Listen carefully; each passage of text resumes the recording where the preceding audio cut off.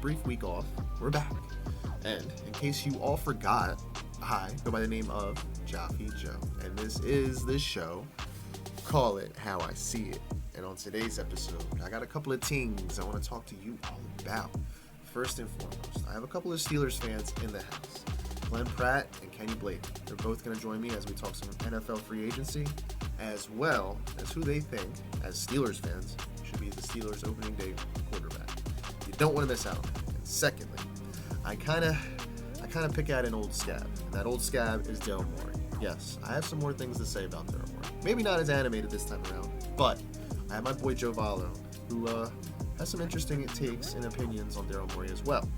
Might be a little contrary to what I actually have to say. So you don't want to miss out on that take either. And you don't want to miss out on this action-packed episode. And here we are. We're back in the house. But I want to start with you. How you doing, G? What?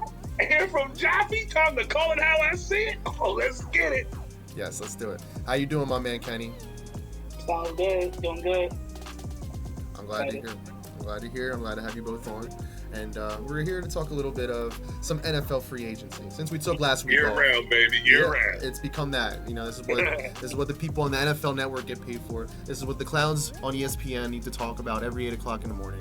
This is what we're here. But this is what we're also here to do. We're here to do it better than they do, or at least in our own twist and our own flavor. So I want to dive into some of your thoughts here, both of you guys. I'll start with you, G. So far, you know, since we're talking about all year round with the NFL now, and we're in the period of that cycle that includes the free agency period. The first wave, there's still a lot of more things that end up happening with contracts over time, also after the draft, moves get made. So, but like in this first wave of free agency, as the new year started on March 12th and everything was getting signed and freshly documented on paper, who do you think, G, has been the biggest winner of this first wave of free agency? Wow, biggest winners to the first. I mean, we got to figure, well, I look at the Eagles being the Super Bowl winners, them getting the spotlight on them, right, and how that roster's going to, you know, once you start winning the Super Bowl, things start getting plucked from you. You know what I mean? It's just the business. And the Eagles end up losing a couple defensive linemen, DBs, offensive linemen. They lost them, but they got the core. They got a lot of youth in the back end. They still got the receivers and the running back and the quarterback. So they still are in good shape, but lost a lot. So I think the Eagles losing and a lot of times when it comes to team sports, a lot of it has to do with chemistry. So who you're picking up and who's replacing these guys is going to be crucial. I think it's the Eagles. What's going to happen with the Eagles, I think, if their losses, to me, are a big story. I mean, not that they lost anyone crucial, but they did lose players, and chemistry is crucial when it comes to team sports.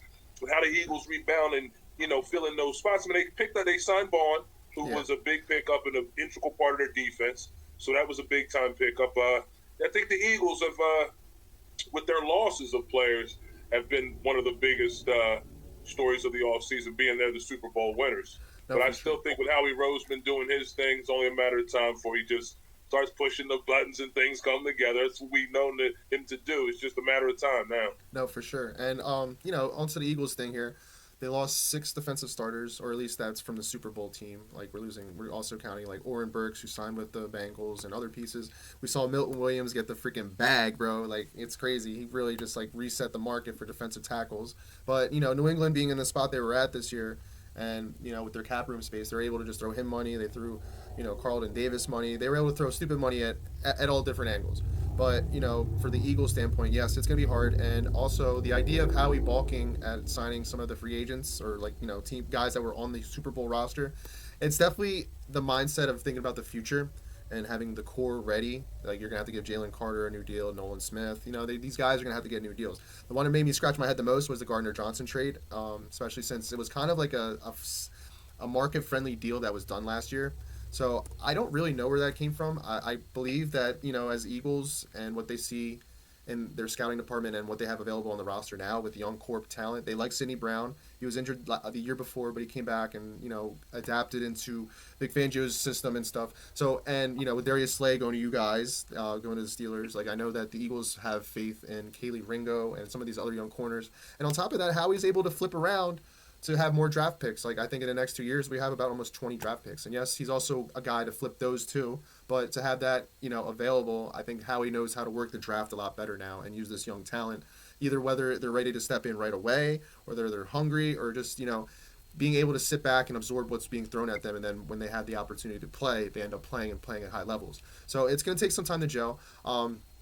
I know like a team like the 49ers, like this offseason, they are kind of more dumping players also too, perhaps to maybe make some more cap space and room to help a player and re-sign like Brock Purdy, which I don't know if he's really worth the money that they're about to give him. But in today's NFL with the quarterback and everything, that's just kind of where things are going. So I definitely see some good teams, kind of facing the edge of the cap room and trying to, adjust to the future and stuff. But, like a team like the Washington Commanders, they definitely, I felt, had a good offseason so far, adding Debo, trading for Laramie Tunsil to protect Jaden Daniels, re-signing Bobby Wagner, Zach Ertz. Like, their team seems like they're going in the right direction with the right pieces, and they kind of have an identity of who they want to be and what they want to do moving forward. But, Kenny, I don't want to leave you dry and hanging over there. Who do you think so far has been the biggest winner so far in the offseason? So I have like a 2-point. I have like a 2-part answer, but my main number one winner of free agency, I say Baltimore Ravens. I hate to go against my Steelers team, Glenn, but I think this is the year for the Ravens. For they got Hopkins. No, they got DeAndre Hopkins and the wide receiver. He's in his prime right now. I think this is a rebuild year for him, and also he could teach. What's his Rashad Bateman. Rashad Bateman, Zay Flowers. And I think he can mold them to a better receiver for the next year. They also got a good line for Lamar and also Derrick Henry. I can't wait for them to repeat the year. And I think this is the year for Lamar to break out for next year. See if they can go over the line for the Super Bowl and defend for the Bills and also for the Chiefs. I'm looking forward to see what they can do next year on their key pieces. The defense is good. The offense got to get over the line of Lamar. So I think this is the year for them. Okay. But they're keeping things. Okay. Very interesting. So, unfortunately, Kenny, they play in our division, man. I'm with you, man. I mean, we got Cincy and Baltimore in the same division. Oh, come on, man. I'm a big Lamar fan, too. I feel you. I root for Baltimore when they don't play Pittsburgh. I know a lot of people don't want to hear that. But Baltimore is, they're going to be formidable this year, man. It's going to be interesting. No doubt about it, man. No, for sure. I definitely think they're always around, and like a lot of people, even like I talk to some Ravens fans, they rag on Harbaugh and stuff, but he's very consistent. They're always in it. You know what I mean? If you have Lamar, you're like we said, even when like they lost that game to the Bills, like if you have like a 15-year window with a player like Lamar, I mean, there's gonna be at least 1 or 2 chances that you get to the Super Bowl, at least in that type of window. So we'll see how that breaks down. I mean, also too, I have to give credit to other teams out there, maybe like the Bills. They were able to re-sign Josh Allen and work out some deals to get receivers. They got Joey Bosa on a cheap deal. The Chargers, they seem to like retool things. They got you guys, Najee Harris from you guys. They signed Khalil Mack. There's some teams that, in this first wave, they definitely made some moves. And like I said, there's still more dominoes to fall. Like there's certain timelines where contracts end and stuff like that. So the second and third wave of things in terms of the free agency period is going to be interesting. So on another note, since you're both Steelers fans, I need to know something though. Who do you guys think, since you guys are in this situation now, and we watch some of these quarterbacks start to pick their other teams, right? And now, since what we have remaining, we have, a book and story that you guys are already familiar with Russell Wilson. And there's another book and story that a lot of people are not really understanding anymore in Aaron Rodgers. There's the draft, and there's Jameis Winston out there, too.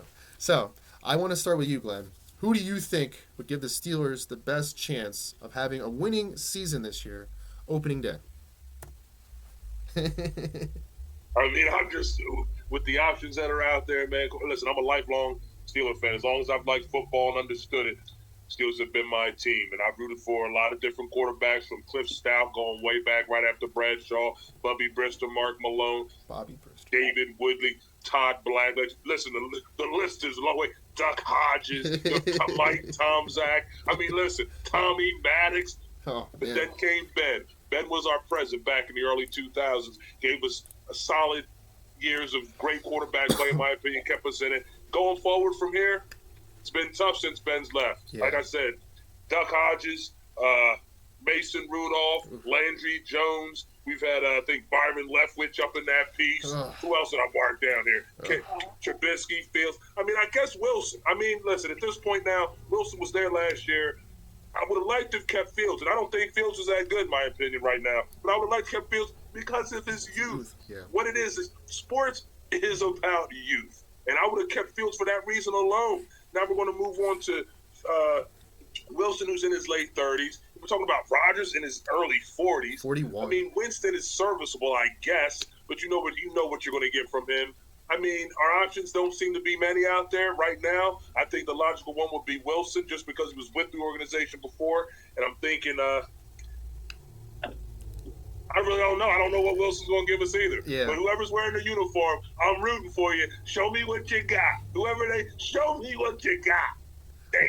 I don't know, Joffey. Don't know. It's still a question mark to be determined. Yeah. My thing with this, I'll let you jump in 1 second.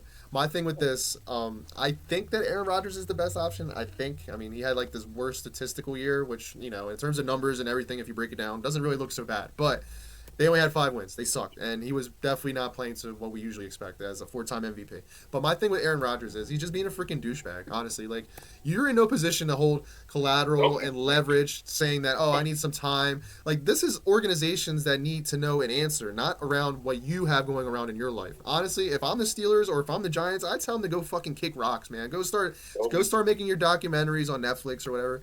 Personally, I don't think Aaron Rodgers is it anymore. He wasn't. He showed it last year. He's definitely not the same guy off the Achilles. And I honestly don't understand what he's trying to prove anymore. Like, he's just being that guy. I don't understand. But I guess in this little realm of quarterback room here, he might be the best option. I know that Russell Wilson had problems with Arthur Smith last year. It's according to reports and stuff about how the offense was run. And maybe that's just what Russell Wilson's kind of become. I don't know, because he won in the past and he started butting heads with Sean Payton, and now he's butting heads with Arthur Smith about offensive philosophy. And I don't know if maybe that's also part of the reason why he wasn't able to get a deal too.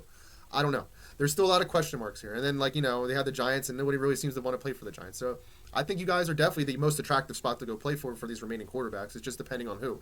And on top of that, if you guys do get one of these bridges, you guys have to draft a quarterback. I just it has to be done. I know the Kenny Pickett project didn't work out as a mid first round pick, but whether it's Jackson Dart, whether it's Shador is able to slide in the draft and you guys get him, I don't know. I just think that the Steelers need to get some type of project. He doesn't have to be thrown in the fire right away, but I think that would definitely help things, at least make in the future have some type of idea. It sucks that you guys kind of balked at Fields, going to the Jets on a pretty easy deal, but it's just kind of what broke down. So, but Kenny, what do you think? For me, I like both quarterbacks. I think Aaron Rodgers is a prove it. If we do get Aaron Rodgers, I think this is the year that he can evaluate his career. I think he's got 1 more year left to prove that last 2 years that he had with the Jets is a proven year. But I feel like Russell Wilson is the best option for us because he knows the system, he knows the receivers, and just give him 1 more offseason to learn if he's healthy. But if we don't get the 2 quarterbacks in the free agency, I think the 2 that I would like to get is Carson Wentz or maybe Joe Flacco in a free agency if we be lucky, if we really need to. And hopefully we can get Jalen Murrow in round 2 to kind of groom him to be a better quarterback for next year. Okay, I mean, we'll definitely have to see. I mean, it's definitely definitely some question marks. But I mean, also too, the team like Las Vegas, they were able to make a trade for Geno. I guess that because of the familiarity with Pete Carroll and Geno Smith, being with each other before. I don't know. I'm just where's Tomlin where's Tomlin pluck? What do you do here? I don't know. It's kind of you have his defense. You just added DK Metcalf. You have a brand new weapon. You know what I mean? It's just you let Najee Harris walk. I mean, you got Kenny Gainwell. So I don't know where you go from here. I really don't. Well, we need someone to play the position. All right, that's someone's got to thing. play quarterback. Right. Who is it? I mean, like you said, flip the coin. Aaron Rodgers, like you said, I'm looking at Aaron Rodgers as someone who wants to clean up what he's done the last 2 years. You got Tomlin a little desperate just to get any kind of spark in the postseason because we know he doesn't have a losing record in the regular season, but we can't win a postseason game. Right. So I think him and Rodgers together, I don't think Rodgers can play anymore, but I can see them trying to think we can help each other try to advance and do a little better for our careers at the end of the seasons. Right. You know what I'm saying? That would make Rodgers look good, and I think Tomlin, a lot of people are sort of waning on him with the whole regular season thing. And I understand that to an extent, but then again, I'd say who else would be better than him right now? That's how I look at it. I mean, he's established enough to try to fix this. And like you were bringing up the draft, we always pick somewhere in the 20s. Can we make a move to get a little bit higher? Can someone fall a little bit to us? Maybe. But who's going to be left? I guess the GM has to do his homework. Maybe you can find a diamond in the rough somewhere. But in Kenny, we don't have a second-round pick. We got a first and a third. Second-round pick, I think they gave it up in some deal they did. So they don't have a second-round pick. So we got that 21st pick and then third and whatever else after that. But it's gonna be tough. Someone's got to play. Someone's got to trot out there and lead the offense. Someone's got to trot out there. Come on, man. Make the right decision, fellas. Come on. Well, maybe Mason Rudolph. I know. No, Kenny. We know what Mason is, man. Listen, Mason. Come on, man. Come on. He can play the position, and we're going to be 7-10. But hey, he can play the position. Someone's got to play quarterback. Well, come on, man. I'm over Mason. Turn the page. Yeah. Thanks, Mason. But we're ready to turn the page. I can't believe they brought him back. Yeah. I mean, they said, "Come on back. We'll give you $8 million for 2 years." He said, "All right, sign me on." I'm there. Right? It's really. He probably crazy. had many options himself, you know. No, for sure. But it's definitely a question to be determined and to be continued. But, gentlemen, I appreciate you coming on and dropping your inputs and takes. What? You hear from Joffey? It's always a good time with you, man. Always. Love to call it how I see it. Can't wait until next time. Yes. Thank you. And Kenny, thank you too. I appreciate you hopping on, man. It's been a pleasure. Until next time. Yes. That's what's up, KB. That's what's up. Until next time. But all right, guys, I'm going to let y'all go. Thank you again. Be safe now. You guys talk, man.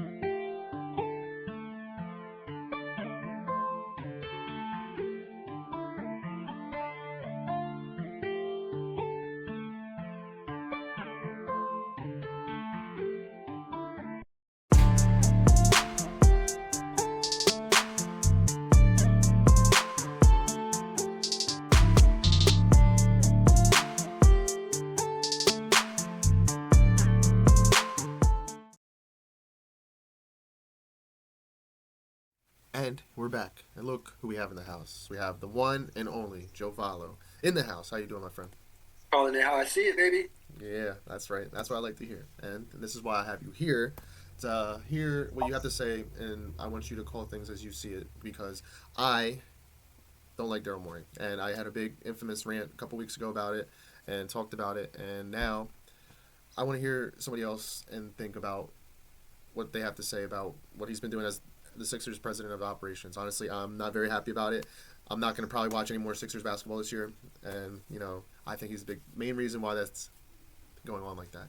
So this is why I have you here, and I want to hear what you have to say about it, because I think you might have a different opinion than I do. I do. I mean, I'm just going to stand up for him. I don't think he's doing the greatest job in the world. He shouldn't get GM of the year or anything like that. Right. But I think we have a recency bias, and we do forget the team he inherited had Al Horford on it with Embiid, and Al Horford looked terrible with a bad contract. Yeah. Because the last GM thought, oh, Joel Embiid can't beat him. Let's get him on our team, which falls on Joel Embiid's shoulders for not being able to beat Al Horford in the Celtics. So he had to join us. At the end of the day, he didn't work out with us, and Daryl Morey was able to push that bad contract. He also signed Therese Maxey, which was not a lottery pick, so a lot of teams passed up on him.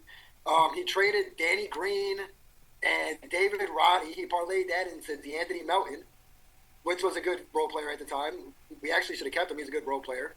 He's a good glue guy. Injuries. And let's not forget, he also traded Ben Simmons for James Harden. How you could get Ben Simmons for anything that's close to an all-star is damn near magic at this point, now that we see what Ben Simmons is with that contract. So the fact that he was able to get anything close to all-star caliber, even though James Harden didn't end up working out here, which also falls back on Joel Embiid. Yeah.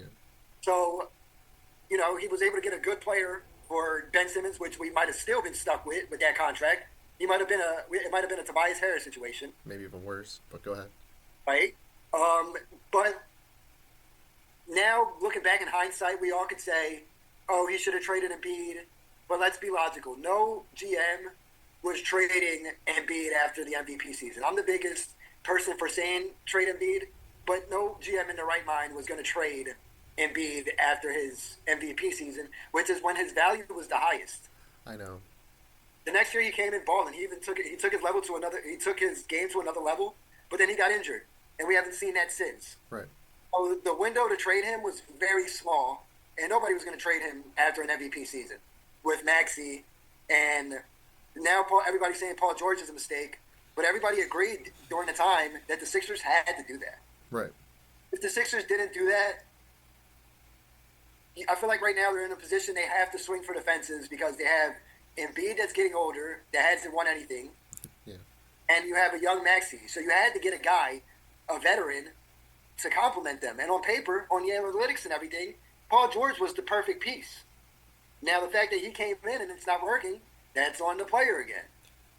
You're right, and you're right. So, like, in a sense of like Daryl Morey, right? You're mixing this pot together and you're trying to stir everything up. And yeah, I mean, to no avail this season. And I'll give credit for at least trying to, you caught the biggest fish in the offseason, all right? So that was Paul George. Given this is not really the right situation possibly because they might move him this offseason, which is pretty crazy to think. But, like, things aren't really working. And my thing is, and this is where Marcus Morris today, senior, came out and was kind of taking shots at Daryl Morey, saying he doesn't know how to construct a team. He likes to switch up the team every year. And there is some substance to that. I mean, like, if you really do look at it, I mean, even at the trade deadline, like, almost half of the team got traded away. And I understand for, putting things in line for the future and building block pieces and getting draft capital. I get all that. But, I mean, just what was the mindset coming into this year for, like, trying to create this team? Like, I understand health reasons kicked in or with Joel Embiid not being on the court, Paul George not being on the court, and now they got shut down for the rest of the year. And also big reason why I don't want to watch them anymore. But, I mean, at the end of the day, like, people are still buying into this product, and I feel bad for season ticket holders that are just, put in a position where things are now. And yes, like you said, Daryl Morey inherited a different team, and from what this time has passed by to see where the team is now, he's kind of almost pressed the reset button a couple times already, and it's not working. And I don't know what another reset button would do in this situation, honestly, because where do you go from here? Like you said, Joel Embiid, he's past his prime, and we all know about the amount of injuries that he's played against, the amount of games that he's played compared to the games that he's been injured and not being able to play. So we know those numbers, and where he's at in his career now, it's just we're not going to get the same type of capital back. And that's, like you said, though, it's tough to trade an MVP, but, crazier things have happened. But, I mean, where the Sixers are right now, banking on a lottery and everything, I don't know. I don't know how close Daryl Morey and Josh Harris are in terms of their, business and relationship and everything going on with the Sixers, but I don't know. I kind of have a hard time seeing maybe Daryl Morey coming back next year just because of the way things been. And like I said, I'm just really scared of another reset button. I mean, like, yes, of course, Tyrese Maxey becomes part of that reset button. Joel Embiid, I guess, will have to be. But it's already give up on Paul George when they were very inadvertently saying during the trade deadline that they didn't want to trade him. But then now coming out with these reports saying that they're willing to trade him after the season goes by, it was kind of a waste of a season and it kind of wasted a year of Paul George's career. So I don't know. Like, I just want to know where this team is going moving forward, and that's the biggest thing. And if you have to hit the reset button again, I mean, how many more reset buttons can Daryl Morey really get here? And that's my kind of thing. So with the reset button thing that you're saying is, well, even before Daryl Morey got here, there was reset buttons being pushed. Yes. And they didn't work. The Jimmy Butler thing, the Tobias Harris thing, the Ben Simmons. Right. So there was reset buttons. Multiple reset buttons have been pushed in the past 7 years. Even before Daryl Morey, like 2-3 years, they were still pushing, rebuilding this team.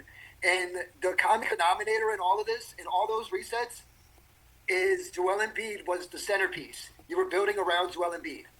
Now, I think we have a big enough sample size to realize, okay, this guy is not the guy we should be building around. He's not and him. I don't think it's a Daryl Morey thing or an Elton Brand thing or a general manager thing. Embiid fooled us, thinking that he could be the centerpiece on a championship team. And we've gotten him a lot of superstars around him. Yeah. None of them like to play with him besides Jimmy Butler. Yeah. And he left. So how much does he really like to play with? Right. That's true, too. But as far as right now, I mean, I feel like they had to shut down Paul George because if we start winning right now, there's no point because we're going to lose our draft pick. Right. We have to pick the worst pick, a top 6 pick to keep it. I think it's top 6 or 7. 6, right. But even so, I'm optimistic if they bring back this roster, and even if they don't trade Embiid, that maybe we'll get a top 3 pick. Paul George, Maxey, Embiid, You know, with McCain coming back. They're good on paper. Yeah, I mean, personally too, I would love to see Quentin Grimes come back too. I mean, he's been balling. I mean, obviously he's not gonna keep putting up numbers at this type of pace, but like still, I mean, have him on our bench, it's a luxury. I feel like he could take I like him a little better than Oubre. He plays good defense and he can hit the. Oubre's inconsistent with the 3-ball, and his defense isn't superb. I agree with you 1,000% there, and that's been coming to light as well. But I mean, Quentin Grimes is a baller, bro. I hate to see him go. I mean, Two-way. Yeah, that's what I'm saying. It's a great two-way player. I mean, I know Knicks fans that really miss him, and you know, just to think that we gave up Caleb Martin just to get him, that's pretty good. That's pretty good. I'm not gonna lie, especially with the results that we're getting back. But I mean, are we able to keep him after the year? We have to see how that turns out. But free agent, it says contract expired. I believe he becomes a free agent at the end of the year. So it's kind of like almost a good tryout, and you know, Daryl Morey was able to. Hopefully, he likes to hear. Right, exactly. He made his way into a bigger contract now. Exactly. He's in a win-win situation right here. You know what I mean? Like, it doesn't matter. Like, in terms of not winning and getting a chance to play in a, you know, playoff or whatever. I mean, you're still elevating your game and showing your worth to the point where you're going to get paid, and then you get a chance to win later because of that. But that, you know, kudos to him. But on another note, I did want to switch up to something that Daryl Morey did say last week on a show that's on DraftKings. He was asked if AI plays a part in his decision-making as an executive basketball, and he admitted it that it does. He does use AI to help make decisions in terms of basketball decisions and things in personnel and player development, which raised a lot of eyebrows, especially in today's world. We are all aware of technology running rampant everywhere, including AI. You know, AI has been a big assistant and is only going to keep growing and developing. So, seeing where this is, though, and seeing how Daryl Morey is a person of power and position, do you think it is cool for someone like this to have this type of power and use AI to help, you know, use that power? Honestly, I feel like it's 2025. So if he made it seem like it wasn't a big deal. Right. Like he wasn't embarrassed to say it or anything. So I don't think he should have admitted it per se. But I feel like it's so normal within the NBA GM circle that they probably all do it. Right. And they're probably all going to continue to do it. I kind of feel like it's similar to analytics. Yes, it's like an advanced form, and we all know Daryl Morey is Mr. Basketball analytics. Exactly. He's the one that took the mid-range out of the game. That was pretty stupid, but... Yeah. He's part of the reason why the NBA is the way it is, just because of his philosophy of the game. But it did get adapted to other teams, including the Warriors and the Celtics, who have won championships. But Daryl Morey, who's trying to like run with this idea, it hasn't worked on his watch. But, you know, overall, to have like AI involved, it's, you know, like you said, like, why would you admit it? Like, honestly, because we're not stupid. I mean, we all know this thing is running rampant. There's people using it at big corporations and everything. I mean, it has made things more easier, and it's become a big luxury that, you know, I can imagine people in executive positions like to use it. Cut the shortcuts, you know, and even in the future, cut the middleman. My thing about this is, though, if you do have AI, then why even have someone be in this position?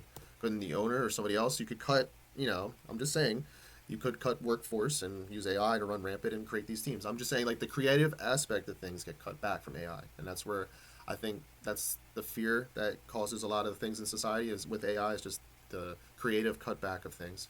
And, you know what I mean? Like, I don't know. It's very interesting. And like you said, I definitely believe that a lot of these guys up with power use AI. But, you know. I mean, one thing I do want to say, I feel like, you know, we're like in a video game society era. Like everything's like a video game. We're in a simulation, bro. That kind of goes back to what the Morris brothers said about him. Yeah. He doesn't know how to build a team. He trades everybody. Right. And like that. But honestly, I feel like that is a bad thing. If you're a player wanting to play for the Sixers, you know, you might not want to sign with them because of that. Right. As a fan, knowing that a guy doesn't care about if he just signs somebody, he'll trade him right away to make the team better, like a video game. Yeah. I feel like that's a good thing as a fan. Like, it might not be the best business sense when you got guys you're trying to sign and you don't want to have that reputation. Right. But as a fan, you want somebody to treat your team like it's a video game and acquire the best assets. Howie Roseman kind of does that. In a sense, yes. I mean, like, it's definitely working with the pieces that you have available. But, I mean, to the sense that you're saying, too, you also don't want to burn a lot of bridges, which I think he's done. And that reputation goes around in the NBA, which it has against him. And that's why I feel like, even like this year, I felt like there's some of his old Rockets buddies that are on this team because, you know, he's familiar with them. Nick Nurse is from the Rockets. Like, yeah, you have connections from the past, but, like, where's that really presently going? Because you're burning other bridges. Like, you know, that whole James Harden thing was a big bridge burn that, you know, a superstar of that level of magnitude, you know, he definitely has a voice that carries a long distance where other players and superstars will definitely take notice to what this guy does. The thing that might hurt his reputation is, I mean, the James Harden thing just happened. He's a superstar. Right. And now they were able to land a superstar, even though that reputation was out there. Right. And now if you trade him next year, it's going to be hard to sign another superstar. That's what I'm saying. And then where do you press the reset button there? I think almost that's where the owner has to step in. Do you want him to be traded, or would you just want a healthy Paul George next year? That's a good question because I don't know what direction this team plays. I honestly, on offense, I don't know how they're not really a structured offensively team. You know what I mean? I don't see that. So I don't know where things are going to go. Ideally, Joe, when we got Paul George, I'm like, all right, cool. Maybe he can get us 23 to 24, 22 points a game. But I don't see that type of Paul George coming back, man. I really don't. So, he's been injured. He's been hurt. He's always averaging 16 points this year. He's not the same guy on defense. What we paid for isn't really, he's not really worth what we're paying, honestly. So. Honestly, though, this is the first year that, people complained about him playing bad. Yeah. He might not he might have not came up big clutch moments, but he's never played bad. He's never underperformed in the regular season. Yeah. He's never underperformed in the regular season. He's always did his job, and he's always been worth the money. Right. So if we get a healthy version of Paul George next season, I don't think there's anything that we could get of equal value trading him, unless we get Jimmy Butler, which I don't think he's going to leave the Warriors. No, he got his new deal, so I think he's locked in there for a couple more years. But that's what I'm saying. Even in this boat now, with him underperforming with us, his value isn't what it was even when we first signed him. Now, you know what I mean? His value just decreased, and we get Bradley Beal. I know. We want Bradley Beal and Jared McCain and Therese Maxey. It doesn't make sense. No, it doesn't. Even we would end up getting a guy like Miles Bridges, I think. Which I would be okay with, honestly. No, not for Paul George. I don't know. I think I'd be okay with that. If you were to structure a team, I think Miles Bridges presents himself as a good power forward comparison to having Paul George play the 4 for us. Yeah, but I feel like he's a guy that he can't create his own offense. He's kind of like a beneficiary of other guys. If he was on a good team, his numbers would drop 5 points per game. So he'd average I feel like on a good team he'd average 15. Possibly. But the main thing that we're talking about here is fit, and I don't know if Paul George fits with what they're trying to do. If you're trying to have him play the 4, on paper it fits perfect. I don't know. What do you think what they're trying to do? That's what I'm saying. If he's playing the 3, I can respect and understand that, but him playing the 4, I don't see it. Yeah, I don't see that. I just think that's because we don't have a 4, but that's not Paul George's fault. He's not a 4. Right, but that's just a structure and having a team set up, and that's where I'm pointing the finger at the guy calling all the shots. So. That's true. We never had a valid 4 man, even to start the regular season. That's what I'm saying. We should have kept Covington. Yeah, he's been hurt though. I don't even know if he's on a team right now. So. Was he not on the team? No, so I'm not sure. I thought Caleb Martin was going to start at the 4. He didn't pan out. No, he got hurt. At the 4 is going to get him hurt. That's what I'm saying, and I don't think his body and everything, and especially where he's at in his career. Yeah, he can play a little more off and soft, but it's just not him. And plus that gets him out of rhythm. He likes to shoot the ball. He needs the ball in his hand. At least to get the rhythm.